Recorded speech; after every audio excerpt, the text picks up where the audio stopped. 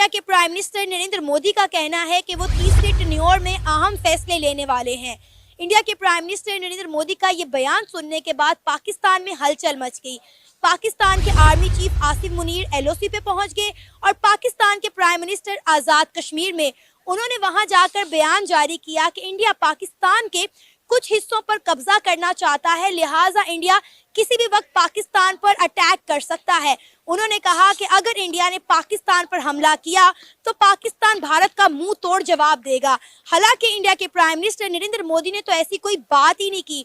उन्होंने कहा कि वो अपने तीसरे टेन्योर में कुछ अहम फैसले करने वाले हैं, लेकिन उनके इस बयान के बाद पाकिस्तान में हलचल मच। 21वीं सदी है, इलेक्शन का दिन है, लेकिन अनफॉर्चुनेटली पाकिस्तान में इंटरनेट और मोबाइल सर्विसेज मुकम्मल तौर पर शट डाउन कर दी गई हैं।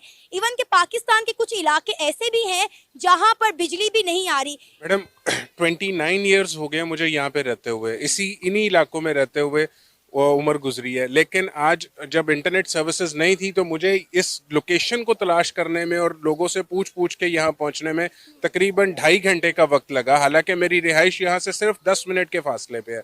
तो ये एक इंतहाई जो है वो इसको कह सकते हैं कि ये इंतहाई काबिले ताज़ीर जिसको कहा जा सकते हैं। मेरी 65 की जंग में मेरा एक जवान, मेरा एक मेजर, जो कि आज दुनिया से मेजर अजीज भट्टी के नाम से जानती है, उसका कोई जवाबदेह नहीं है। हमने उनको घुस के यहाँ पे जो ये सोच के आए थे कि हम सुबह का नाश्ता लाहौर जिम खाने में करेंगे, और उनको ऐसे चित कर दिया कि वो ना तो फिरोजपुर जैसे जहां देश दुनिया पाकिस्तान को लेकर परेशान है, लोग सोचते हैं कि किसी तरह से पाकिस्तानी जनता सुधर जाए। उधर यूएन इंटरेस्ट ले रहा है, उधर वर्ल्ड बैंक कह रहा है, उधर से आईएमएफ वाले हाथ जोड़ रहे हैं कि पाकिस्तान को सुधारो, पाकिस्तान को सुधारो। लेकिन ये पाकिस्तान ऐसा वाहिद मुल्क है जो कभी सुधरने वाला नहीं है, बल्कि इन लोगों के वो उल्टा मजे लेता है। भाई वो तो कहता है ये सब पागल है जो हमें कह रहे हैं कि हमारे यहाँ सब कुछ गड़बड़ है। और इनके यहाँ के जो हालात हैं, अभी चुनाव हुए थे जिसमें आप देख पाएंगे इस वीडियो में कि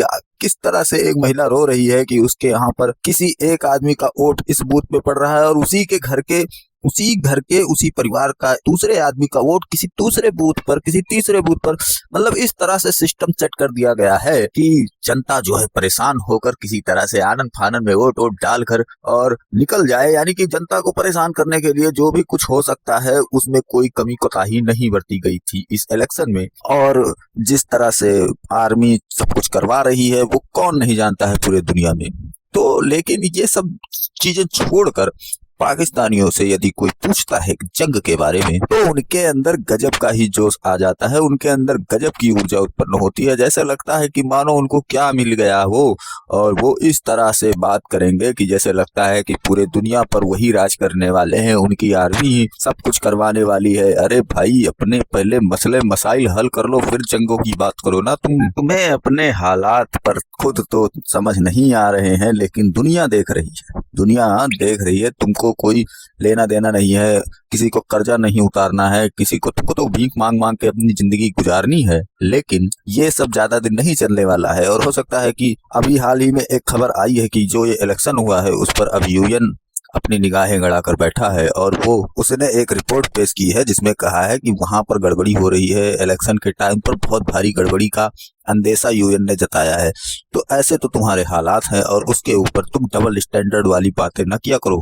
तुम डबल स्टैंडर्ड इस तरह से रखते हो कि एक तरफ तो तुम रोते गाते हो, अपने प्रशासन से रोते गाते हो, अपने हालात से रोते गाते हो, और उसके बाद दूसरी तरफ युद्ध की बात आती है तो तुम्हारे अंदर बड़ी एनर्जी आ जाती है, तुम सबसे बदला लेने की बात करते हो। ये कहते घूमते हो कि हमारे अंदर जज्बा है, बहुत हम ताकतवर हैं, हमारे पास एटॉमिक पावर है। तुम करोगे क्या परमाणु बम का? उसको लेकर क्या करोगे? तुम्हारे पास उसको चलाने के लिए चाइना को बुलाओगे। चाइना चला पाए या ना चला पाए कुछ कहा नहीं जा सकता। और उसके बाद में तुम्हारा ये सब चाइना मेड एटॉमिक पावर बनने से कोई नहीं भाई। पहले पेट भरना सीखो, पहले अपने यहाँ पर गरीबी दूर करो। सारी समस्याओं की जड़ों पर बातें नहीं करते हो तुम लोग तो सिर्फ युद्ध, भारत और इन सब चीजों को लेकर जितने एग्रेसिव हो उतना तुम अगर अपने प्रति होते तो शायद तुम्हारे देश की दशा ठीक होती। तो चलते हैं वीडियो की ओर और देखते हैं इनका डबल स्टैंडर्ड बना। वीडियो पसंद आए तो लाइक करें, चैनल को सब्सक्राइब करें और शेयर करना बिल्कुल ना भूलें। ना तो वो फिरोजपुर में रहे और ना ही कहीं और मुंह दिखाने को रहे। और आज भी आर्मी चीफ की सलाहियतों को मैं नवाजता हूँ। हम तो हर तरह से माला माल हैं, और इंडिया क्या हमारे साथ कोई भी मुकाबला करे तो हम उनकी ऐसी की तैसी और ईंट सीट बजा देंगे। सुने, मैं इनकी बात कर देता हूँ। 4 साल में नौकरी किधर गई और प्लॉट किधर गए? मैं घर बना के दूंगा, मैं ये करूंगा वो करूंगा, कहाँ गए? चले, हम किसी की बात नहीं करें, इशारा दे देता हूँ मैं आपको। लाहौर को जो काम अभी लाहौर में चल रहा है, आप बंद रोड चले जाएं, आप ये चुंगू में सदू चले शादरा, विदिन 30 या 40 मिनट के बाद आपको ये इंटरनेट बहाल और मोबाइल सर्विस बहाल हो जाएगी। 5 बजे के बाद? उसकी रीजन बता दूं, ये देखें, इसकी मैं इनका जवाब दे रहा हूँ। इंडिया हमेशा हमें इस बात पर ताना देता है कि जो हमारे 93,000 सोल्जर्स ने इंडिया के आगे घुटने टेक दिए थे, इंडिया हमेशा हमें इस चीज का ताना मारते। इसका जवाब आप कैसे देना चाहेंगे उन इंडियंस को जो इस वक्त आपको देख रहे हैं? मैं पहले उनको सोचता हूँ और उनकी हैरान जो वो एक एज ए न्यूज़ पेश कर रहे हैं घुटने टेकने वाली। आप तो मेरे उस अनवर जो सिपाही अनवर है उसका मुकाबला नहीं कर सकते जिसने आपकी ज़बान जिन्होंने उसकी ज़बान काट दी, उसके हाथ काट दिए, बाजू का। पाकिस्तान की 22 से 24 करोड़ आवाम है। अल्लाह ना करे कोई नाखुशगवार वाक़या हो जाता है।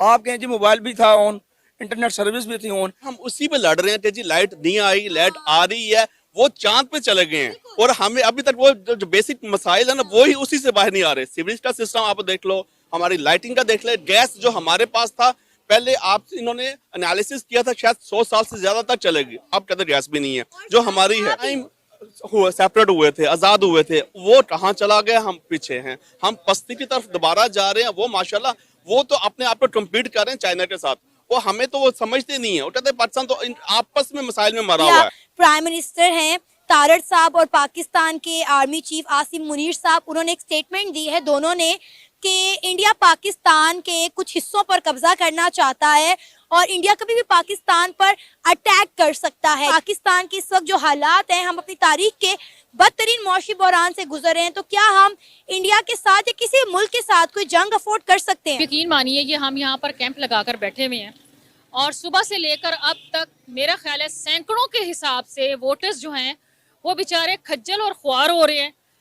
उन्हें नहीं पता चल रहा कि उनका कौन सा हल्का, क्योंकि पहले हल्का बंदियों में बहुत ज़्यादा चेंज कर दिया गया है।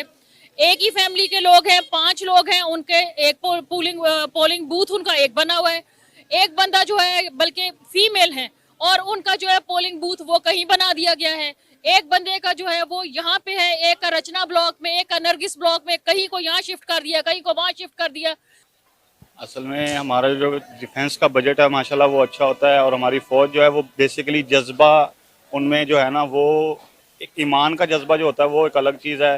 फिर पाकिस्तानी होने का जज्बा, उससे उनमें लड़ने की जो ताकत है या जो भी है ना वो अल्लाह खैर करे। एक मुसलमान जो है वो ऊपर से फिर पाकिस्तानी, उसका ये जो है ना एक माइंड सेट जो है ना वो रिलीजियस भी होता है। तो अल्लाह पर ईमान रखने के बाद फिर उसका ये होता है कि हमें कोई भी हरा नहीं सकता। आप डिस्ट्रैक्ट कर लो, आप गुमराह कर लो, दोनों की बात है, ठीक है ना? क्योंकि ये नहीं चाहते कि अवाम जुल्म का बदला वोट से ले, लेकिन हमारे साथ इस तरह से बुरा सलूक किया जा रहा है कि हमारे वोटर को जलील करके रख दिया गया है। जहाँ तक हमारे हलके का ताल्लुक है, मैं बाकी की तो बात नहीं कर सकती, जहाँ तक हमारे हलके का ताल्लुक है अभी तक तो जितनी पोलिंग हो रही है वो उसमें भी मुझे काफी लूप होल्स नजर आए हैं। ठीक है, हमारे पर कोई हमला कर ले, इंडिया हमला कर ले, कोई भी हमारा जो हमसाया मुल्क है वो इतनी आसानी से हमला नहीं कर सकता। और हमारे पास जो डिफेंस का जो सारा निज़ाम है, फ़ौज का जो निज़ाम है, उनका जज्बा, उनके पास जो सारा असला पड़ा हुआ है वो कोई आम असला नहीं है। उनके पास फोर्स भी मुकम्मल है। यूनिवर्स में एक हलचल मचेगी कि पाकिस्तान पे हमला हो गया, और लाजमी बात है पाकिस्तान की जो फ़ौज है वो कोई आम फौज नहीं है, दुनिया की टॉप की फौजों में जाना वो आती है। अभी यहाँ पर कितनी बेशुमार खवातीन हैं वो वापस आई हैं, उनको कभी हल्का नंबर, कभी घराना नंबर, कभी सिलसिला नंबर, इन चीज़ों के ऊपर से उनको तंग करके उन्हें वापस भेज दिया जाता है। बीच में जो बना है बूथ बना है, पोलिंग बूथ बना है, वहाँ के जो प्रिजाइडिंग ऑफिसर है वो जो हमारी अंदर पोलिंग एजेंट बैठी हुई थी उनको उन्होंने थप्पड़ मारे हैं, बच्ची को थप्पड़ मारे हैं और उसको जो है ना वो उसको वहां पे बैठने नहीं दिया। उसने कहा कि मैं क्या करूं, मैं यहाँ से, तो वो कहती जो जो मर्जी करो, हमारी तरफ से तुम आजाद हो, बेशक यहाँ से तुम मतलब